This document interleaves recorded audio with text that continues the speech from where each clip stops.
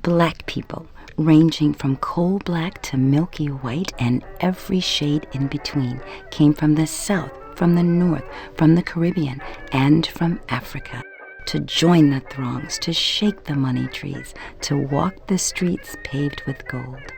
They came for opportunity, to escape poverty and oppression.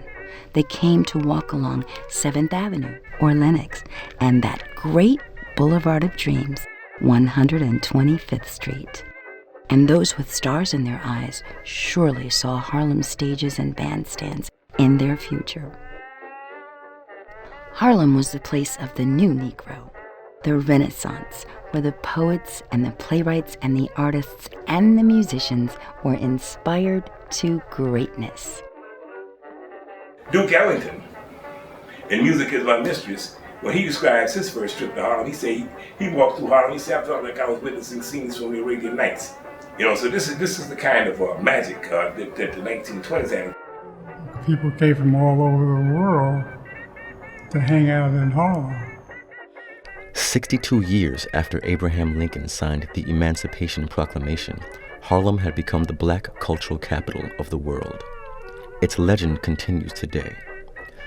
For the residents of 409 and 555, Harlem's magnetic pull was a cultural calling. Some were born there, others migrated. In Florida, there was a tent show that used to come every year. Silas Green from New Orleans, the blackest man you ever seen, wash his face in kerosene. They used to come with a big tent show, right? And they had all these New Orleans cuties. But they would always say, when they come up straight out of Harlem, these dancing girls, straight out, and they would have that music, that New Orleans, marvelous New Orleans blues music. I thought Harlem must be the most wicked, wonderful, glamorous place in the world. I was raised in Harlem at St. Nicholas and 147th Street. I never really left except to go to Jerome Avenue, which I could see Yankee Stadium from, as we can see from 555, as I could see from 281 Edgecombe, where my parents lived. So I've kind of always lived in the same vicinity. One time in 1968, Duke Ellington was a guest through the State Department program. We were invited as a student to the National Theater. That's where I discovered African American for the first time on the stage.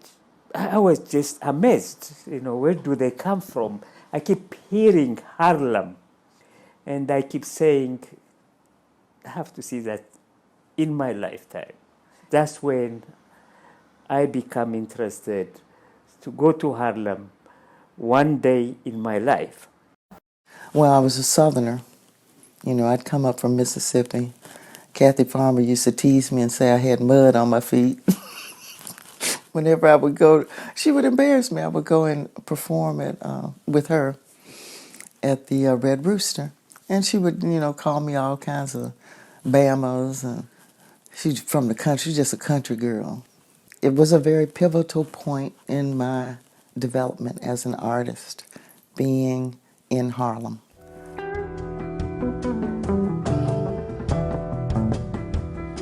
Wash my face with blue water, lay my head on white linens. And if Harlem was the pinnacle of the African American presence in the United States, Sugar Hill was the top. And there were two buildings high on Coogan's Bluff on Edgecombe Avenue. 409 and 555 were perhaps two of the most important dwellings in the cultural, political, and social lives of the people of the African diaspora, spread across Harlem, the nation, and the world. How can the expansive history of two buildings in Harlem be told in 1 hour? The answer, of course, is it cannot. To tell the totality of this story that begins in the early part of the 20th century would take many, many hours, days perhaps. Over time, 409 and 555 Edgecombe Avenue became so significant that saxophonist Sonny Rollins, who grew up on Edgecombe Avenue, said the dwellings are our pyramids. But there's no mystery about what makes these brick and mortar structures of primary importance to the history of the United States and the world. If the walls could talk, they would surely tell many a tale of the struggles and triumphs, the contradictions, conflicts, and the coming together of Black people of many classes and political perspectives. The walls would also tell the tale of America's promise and tragedy, the democratic strivings and the thwarting of its own edicts. There are literally hundreds of people who called either 409 or 555 Edgecombe Avenue home. Some of these people during their heyday were famous across the nation and the globe. Harry T. Burleigh formalized the Negro spirituals to broad international acceptance. William Stanley Brathwaite was a highly regarded poet whose family members still reside at 409. Canada Lee, who was as famous as Denzel Washington and Samuel L. Jackson, has nearly been written out of history due to his outspoken activism. Juan Teasdale and Billy Strayhorn, members of the Duke Ellington Organization, and Charles Buchanan, manager of the Savoy Ballroom, walked through the same lobby at 555 and rode the same elevators as Jane Bolin, the first African-American woman to be appointed to the bench. Madame Stephanie St. Clair, numbers racket genius, was a 409er, as was Elizabeth Catlett, whose artistry took many forms. Charles Alston's WPA murals grace Harlem Hospital. He lived at 555 with his wife, Dr. Myra Logan, the first woman to perform open-heart surgery. Eslanda Good Robeson, a force in her own right, was a supervising chemist at Presbyterian Hospital. Then there were Count Basie and Paul Robeson and Joe Louis, men who were unparalleled in their respective arenas. Their neighbors 5 blocks to the south at 409 were Pura Belpre, the first Puerto Rican librarian for the New York Public Library, and her husband, composer and violinist Clarence Cameron White, whose music is still performed today. Of course, not everyone was famous. There are people whose names we will never know, but like so many other people of Harlem, lived their lives the best they could.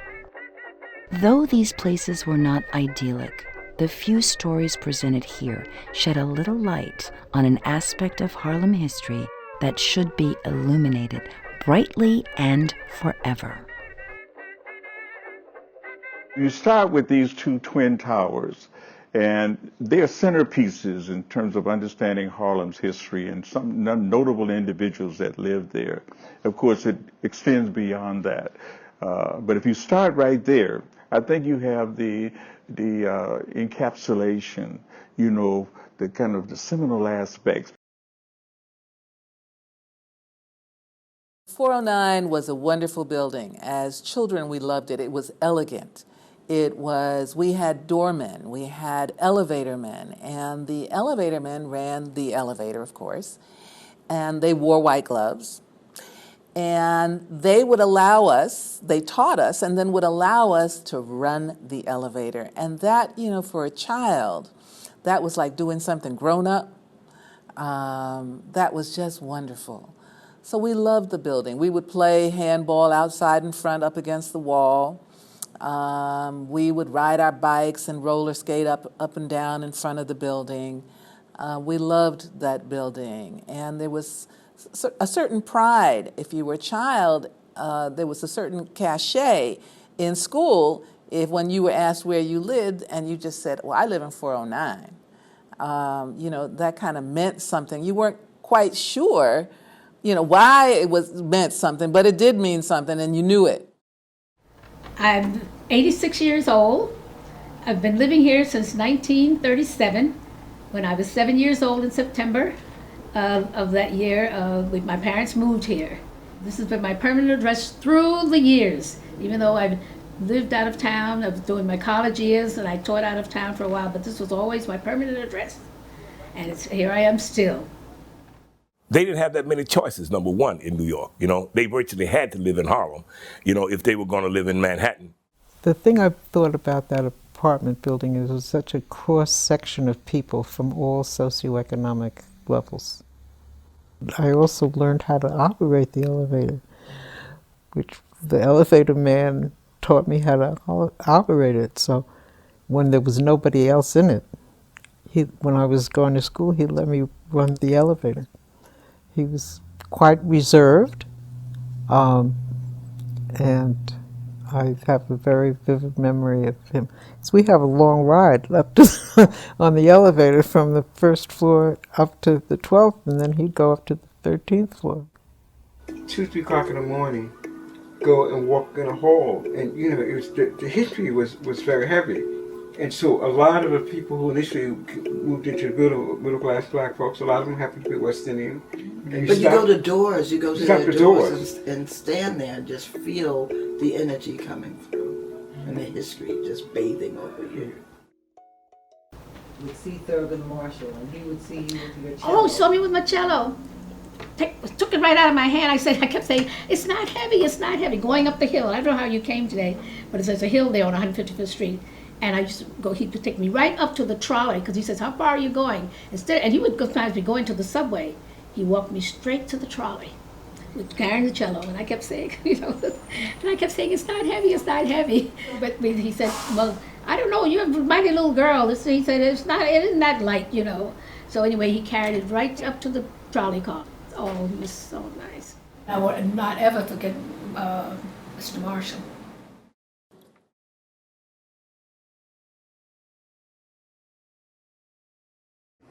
You didn't find an apartment in 555 through conventional means like a real estate agent or a newspaper.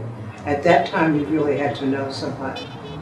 And my father knew some people here. I call it the North Carolina contingent. He's from Greensboro. But as a young person, I used to go to my grandmother's house quite a bit. And at that time, the polo grounds were still here. We're talking, the late 40s. And at that time, there was so much black pride, mostly around Jackie Robinson, because he was the one that had integrated baseball. And I can remember we'd go to my aunt's house, and although we couldn't see everything, we could hear quite a bit from the polo ground. So there was a lot of black pride generated around our athletes, our entertainers, our musicians, our dancers. If you really, felt good about yourself and felt good about the work these black artists were doing, there was just also a natural curiosity to know where they lived and to kind of be part of that.